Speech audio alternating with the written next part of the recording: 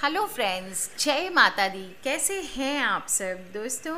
आप सब बहुत ही स्वीट लोग हैं। मैं सबसे पहले आज आपको बता दूं, और आप लोगों के साथ मुझे एक बात का बहुत बहुत अच्छा लगता है, वो है सत्संग का।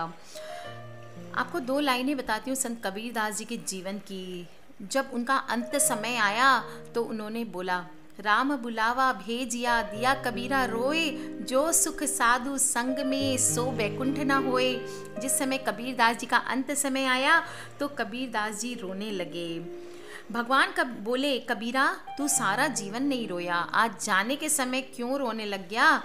क्या जाने का मन नहीं है या मरने से डर लगता है? तब कबीर दास जी कहने लगे, नहीं नहीं प्रभु, ऐसी कोई बात नहीं है, जाना तो पड़ेगा क्योंकि आपका आदेश है। लेकिन जो सत्संग रूपी सुख इस धरा पर है वो आपके धाम में नहीं मिलेगा। दोस्तों, संगति सो सूख्या उपजे, कुसंगति सो दुख होए, कह कबीर तह जाइए साधु संग जह होए।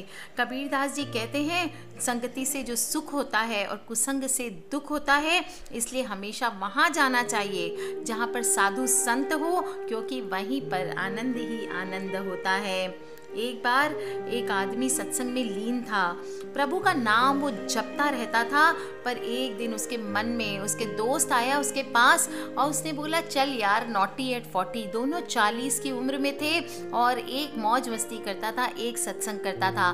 दोस्त ने बोला, देख जाना तो सबको है इस धरती पर से, तू भी जाएगा मैं भी जाऊंगा। तू पागलों की तरह, अभी से सन्यासियों की तरह पूजा पाठ में मोह माया को त्याग के पड़ा है, और हमें देख, हम तो हर रात पार्टी करते हैं, हमारी जिंदगी के मजे कितने हैं। दोस्त भी सोचने लगा, ये बात तो सही कह रहा है, इसको जब देखो तब मौज मस्ती करता है, गाड़ी लेके घूमता है, रातों को उड़ता है, डिस्को में जाता है, ड्रिंक करता है, सब कुछ करता है। मैं पागलों की तरह वही सुबह शाम राम राम करता हूँ, लोगों के साथ सफ़ेद कपड़े पहनकर या अपने मन को सफ़ेद करने के लिए बार बार घूमता रहता हूँ, तो क्यों ना मैं सत्संग थोड़े दिन के लिए ड्रॉप कर दूँ। उसके मन में विकृत सा भाव पैदा हो गया कि मृत्यु तो सभी को आनी है, चाहे सत्संग करें या मौज मस्ती करें। लेकिन फिर से उसके मन में ख्याल आया सत्संग का, और दुविधा में फंस गया वो कि सत्संग का महत्व क्या है। इसी सत्संग में वो उसकी मुलाकात एक वृद्ध साधु बाबा से हो गई। उस युवक ने साधु बाबा से पूछा, बाबा जी, मृत्यु तो सबकी होनी है, चाहे कोई सत्संग करे या ना करे, सत्संग करने का क्या महत्व होता है? तब साधु बाबा ने सिर्फ उसको एक छोटी सी बात बताई, बेटा, जब शेरनी अपने शिकार को पकड़ती है तो दांतों से पकड़कर उसको मारकर खा जाती है, परंतु जब वही शेरनी अपने बच्चे को अपने दांतों से पकड़ती है तो बड़े प्यार से, नाजुक तरीके से एक जगह से दूसरी जगह तक पहुंचा देती है। दोस्तों, शेरनी भी वही है, दांत भी वही है और मुंह भी वही है, बस प्रेम का फर्क है। ठीक इसी तरह जो सत्संग करते हैं, प्रभु का नाम लेते हैं, प्रभु को याद करते हैं, प्रभु उनका ख्याल ज़रूर रखते हैं, और मृत्यु का समय आने पर प्रभु उन्हें अपने धाम में जगह देते हैं, जन्म जन्म के बंधन से मुक्त कर देते हैं। और जो सत्संग नहीं करते, प्रभु के नाम नहीं जपते, वो 84 योनियों में चक्कर काटते काटते रोते रहते हैं। दोस्तों, युवक सत्संग का महत्व समझ गया और फिर वापस से अपने दोस्त की बात में ना आकर के सत्संग में अपना लीन रहने लगा। इसलिए दोस्तों, जो सत्संग करते हैं, प्रभु का नाम लेते हैं, प्रभु का काम करते हैं, पाप कर्मों से मुक्ति पाते हैं, प्रभु हमेशा उनका साथ देते हैं। कभी भी लोगों के चक्कर में पड़ के आपको सत्संग करना नहीं छोड़ना चाहिए। हमारे ग्रंथ, पुराणों, संत महात्माओं और सभी ने, भगवान ने सत्संग की अनंत महिमा गाई है। श्रीमद् भागवत पुराण में भी आता है कि सत्संग करो। जब आसक्ति संसार के प्रति होती है तो मनुष्य बंधन में बंध जाता है, और जब यही आसक्ति भगवान के प्रति हो जाती है हमें, तो मोक्ष के द्वार खुल जाते हैं। दोस्तों, सत्संग का अर्थ क्या होता है?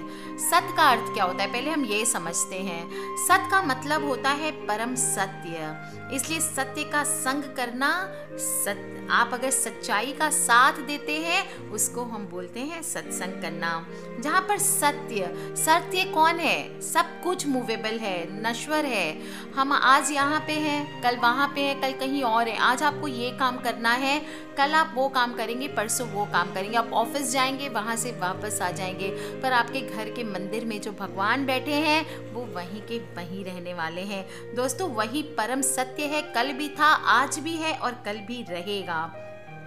इसलिए दोस्तों, कोई भी आपको भगवान के लिए आपको इधर उधर भटकने की ज़रूरत नहीं। आप सिर्फ अपने अंदर, अपने घर में, अपने एक कॉर्नर में भगवान की एक मूर्ति अगर रख के पूजना चाहें, या आंखें बंद करके दिल से भगवान के दर्शन करने चाहें और लोगों की अच्छाई करें। आप कोई अच्छी पुस्तक पढ़ते हैं, कोई भी बुक पढ़ते हैं, वो भी सत्संग कहलाती है। दोस्तों, अगर आप बैठे बैठे कहीं पे भी भगवान को याद करते हैं, वो भी सत्संग है। अगर आप अपने दोस्तों से, या आज मैं और आप मिल करके ये बात कर रहे हैं दोस्तों, ये भी सत्संग है।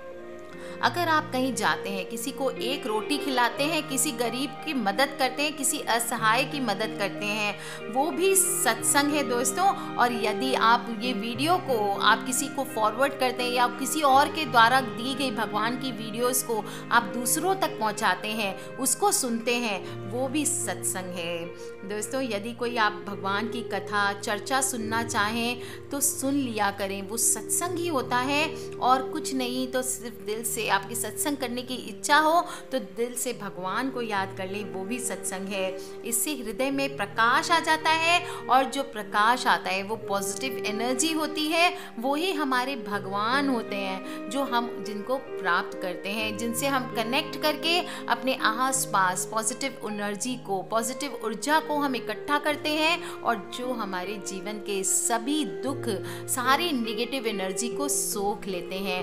दोस्तों, ये होती है सत्संग की महिमा। और अगर एक बार आपने इस पॉजिटिव एनर्जी को अटेन करना सीख लिया, इसको प्राप्त करना सीख लिया, आप देखेंगे आपको कोई भी नेगेटिविटी छू नहीं पाती है। मैं नहीं कहती दोस्तों कि आप सारे कर्म कांड छोड़ करके भगवान की पूजा कीजिए, पाठ कीजिए। मैं आपको रोज की पूजा के नियम भी बताए मैंने दूसरे वीडियो में। सुबह से 10 से 15 मिनट, आप ज़्यादा टाइम अफोर्ड कर सके तो बहुत अच्छी बात है, नहीं तो क्या 24 घंटे में आपसे 10 मिनट नहीं निकाल सकते उस भगवान के लिए जिसने आपको आपका जीवन दिया, आपको ये शरीर दिया है, ये आत्मा दी है। दोस्तों, हम चाहते हैं कि वो हमारी रक्षा करें। अगर रास्ते में चलते चलते एक्सीडेंट हो जाए अचानक से, सबसे पहले हम क्या बोलते हैं? हे भगवान। अगर आप मुस्लिम हैं तो क्या बोलते हैं? हे अल्लाह, या जो भी आप कहते हैं, आप अपने अपने धर्म में जो भी बोलते हैं, सबसे पहले हम गॉड को, उस ऊपर वाले को, उस एक अपार शक्ति को याद करते हैं। दोस्तों, इसी तरह से अगर हम उस अपार शक्ति को चाहते हैं कि मुसीबत में वो हमारी मदद को आए, तो क्या रोज एक बार हम उनको 10 मिनट नहीं दे सकते?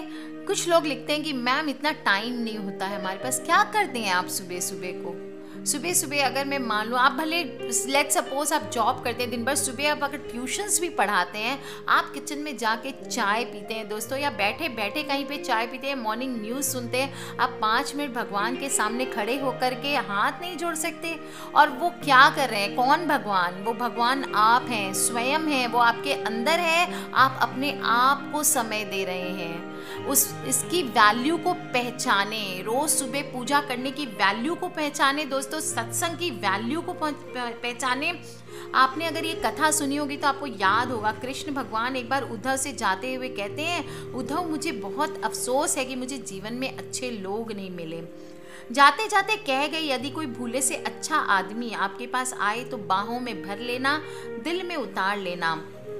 बड़ा मुश्किल है, दुनिया में अच्छे आदमी को ढूंढना, नहीं मिलेंगे। आपको ऐसा लगता है कि आपने अपनी माता पिता की सेवा कर ली, सत्संग भी कर लिया, लेकिन चिंतन करके आपने जो कुछ भी किया, रात को सोने से पहले स्वयं से एक बार जरूर पूछ लें कि आज सब कुछ ठीक रहा। दोस्तों, असली सत्संग का मतलब होता है अच्छे विचार। अगर आपके विचार अच्छे हैं, आप सहनशील हैं, दयालु हैं, और किसी के प्रति भी शत्रु भाव नहीं रखते हैं, शांत हैं, सरल स्वभाव हैं, सत्पुरुषों का सम्मान करने वाले हैं। तो आप देखेंगे आप खुद एक सत्संगी हैं। दोस्तों, ज़रूरत नहीं होती है कि जा करके हम बड़ी बड़ी कथाओं में बैठें तो ही सत्संग होता है, और अगर हम किसी भी जीव को कष्ट नहीं पहुंचाते हैं, ऐसे व्यक्ति ही सत्संगी, रियल सत्संगी होते हैं। दोस्तों, सत्पुरुषों के समागम से आपके जीवन में सत्य का, मोक्ष का मार्ग खुलता है। इससे शांति मिलती है, आपको कर्म करने का प्रोत्साहन मिलता है, और सत्संग से हम अच्छे बुरे की पहचान करना सीखते हैं।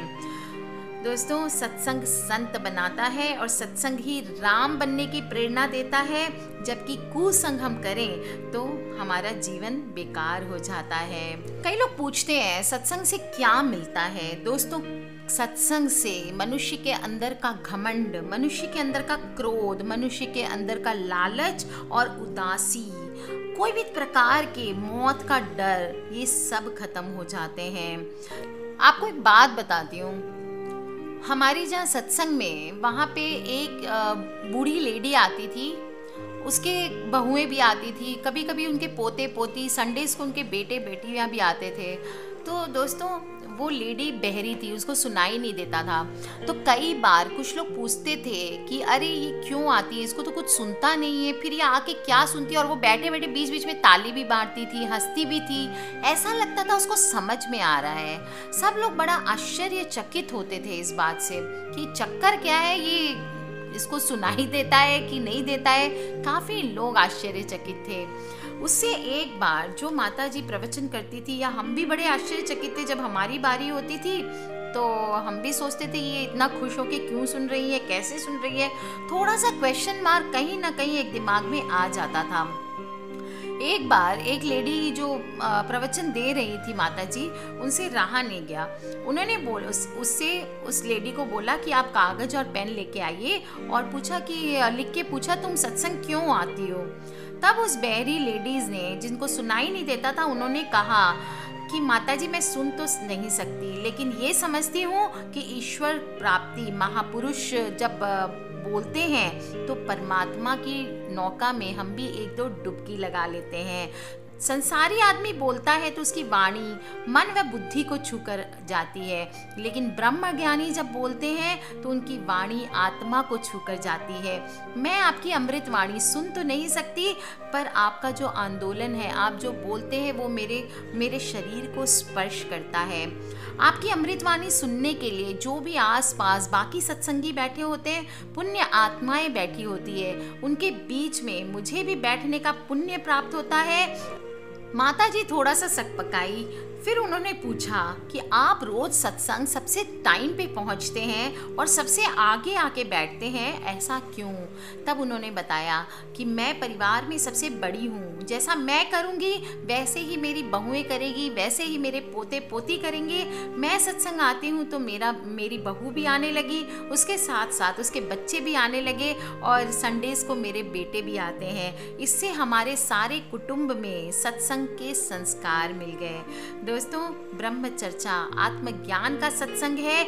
यह समझ में आ जाए तो फिर कोई बुराई नहीं है, कोई कुछ नहीं है। और दोस्तों, एक बार अगर आपको आत्मज्ञान हो गया तो ये जो पैसे के पीछे दौड़ना है, मोह माया के पीछे दौड़ना है, मैं जानती हूँ, और मैं आपको बहुत सारे वीडियोस भी बताती रहती हूँ कि आप इस तरीके से कीजिए, टोने टोटके तो पैसे आएंगे, इस तरीके से कीजिए तो धन आएगा। पर दोस्तों, अगर आप एक बार सत्संग कर लेंगे, अपने आप के साथ सत्संग कर लेंगे, तो सिर्फ आपका ही नहीं, पूरे परिवार का कल्याण होने लगेगा। सभी जन्मों जन्मों तक के ताप पाप जितने हैं सब कटने लगेंगे। और जो भी व्यक्ति, आप किसी भी सत्संग में जाएं, आप ये वीडियो भी अगर सुनते हैं, मैं कुछ बोलूं आपको समझ आए ना आए, दोस्तों हम अच्छी बात कर रहे हैं, सत्संग कर रहे हैं, इसको सुनने मात्र से हमारे अंदर के कष्ट कट जाते हैं, हमारे अंदर का ताप मिट जाता है। और कभी कभी ऐसा होता है, हमारा दिमाग इतना शांत हो जाता है कि हम इसके बाद ये समझ पाते कि आगे का रास्ता हमें कैसे तय करना है। दोस्तों, सत्संग का यही महत्व महत्व है। आग लगी आकाश में, झरझर गिरे अंगार, संत न होत जगत में तो जल मरता संसार। कबीर कलहरू कल्पना, सत्संगति से जाए, दुख बासो भागा फिरे, सुख में रहे समाए। दोस्तों, मन में जितनी भी कलह होती है, परिवार में जितनी भी कलह है, आप कल्पनाएं जितनी गलत कल्पनाएं हैं, अगर आप सत्संग में पड़ जाएंगे तो आपके जीवन से जितने दुख हैं वो आपके जीवन से भागा फिरेगा। अभी आप दुख के पीछे भाग रहे हैं, पूछते हैं मुझसे रोज, मैम इसका उपाय क्या है, उसका उपाय क्या है, उसका उपाय क्या है। दोस्तों, अगर आप सत्संग कर लेंगे तो आपके पास आपके सुख अपने आप भागे भागे आएंगे। चाहे वो धन हो, संपत्ति हो, माता लक्ष्मी हो, या फिर कोई भी आपके आसपास का मनुष्य हो, वो सब आपके पास अपने आप आ जाएंगे। जिस मनुष्य का मन सुखी रहता है, जिसकी आत्मा शांत रहती है, उसके पास लोग अपने आप ही मधुमक्खियों की तरह मंडराते रहते हैं। उसके पास अपने आप ही माता लक्ष्मी भी सत्संग करने आती है। इसलिए दोस्तों, चाहे मथुरा हो या काशी, द्वारिका हो या हरिद्वार, जगन्नाथपुरी हो, कहीं पे भी जाइए, मंदिर मस्जिद जाइए, अगर आपका मन शांत नहीं है, साधु की संगति नहीं की आपने, सत्संग नहीं किया, घर में बैठ के सुबह सुबह 10 मिनट हरि भजन नहीं किया, तो आपका जीवन व्यर्थ है। और आप अगर सोचेंगे कि इतना पूजा पाठ मैंने किया, इतना दीप धूप जलाया, उसके बाद भी कुछ नहीं हुआ, दोस्तों, अगर आपने सत्संग नहीं किया तो आपको जीवन में कोई भी पॉजिटिव फल नहीं मिलने वाला है। क्योंकि जब तक आपका मन शांत नहीं होगा तब तक आपके कर्म शांत नहीं होंगे, आपका कर्म शांत नहीं होगा तो आपको किसी भी कर्म का फल नहीं मिलेगा। आज के लिए इतना ही दोस्तों। खिलखिलाते रहिए, मुस्कुराते रहिए। रोज हम दोनों मीन्स व्हाट, आप और मैं, हम सब मिल करके सत्संग करा करें दोस्तों। और हम माता रानी से मनाती हूँ कि आप सभी के कष्ट जीवन से बहुत जल्दी दूर हो जाए। आपकी जो भी छोटी छोटी प्रॉब्लम्स होती है, मैं ट्राई करती हूँ सबकी प्रॉब्लम सॉर्ट आउट करने का, पर अगर किसी का रह जाता है तो आप सबसे सॉरी बोलती हूँ इस चीज़ के लिए। और दोस्तों, अगर किसी भी तरह के प्रॉब्लम से आप हमेशा मुझे कमेंट बॉक्स में लिख सकते हैं। मेरी ईमेल्स स्टफ्ड है, मेल बॉक्स पूरी तरह से ब्लॉक्ड है और मेल्स नहीं आ पा रहे हैं, इसलिए मैं नहीं आप लोगों को सॉर्ट आउट कर सकती हूँ। किसी भी तरह के फ़ोन नंबर्स, किसी भी तरह के मैंने कहीं पे भी कॉन्टैक्ट्स नहीं दिए हैं, इसलिए कोई अगर आपको मेरा नाम से फ़ोन नंबर या कॉन्टैक्ट देता है दोस्तों, बिल्कुल ना लें, क्योंकि मुझसे कॉन्टैक्ट करने का सिर्फ एक ही तरीका है, वो है कमेंट बॉक्स। आज के लिए इतना ही दोस्तों। सब्सक्राइब करके रखें ताकि आप और मैं आने वाले वीडियोस से कनेक्टेड रहें, और इस सत्संग को अपने दोस्तों से, अपने फ्रेंड्स से, अपने माता पिता से, अपने बच्चों से, अपने भाई बहनों से शेयर करना ना भूलें। आज के लिए इतना ही दोस्तों। Love you all, take care and जय माता दी।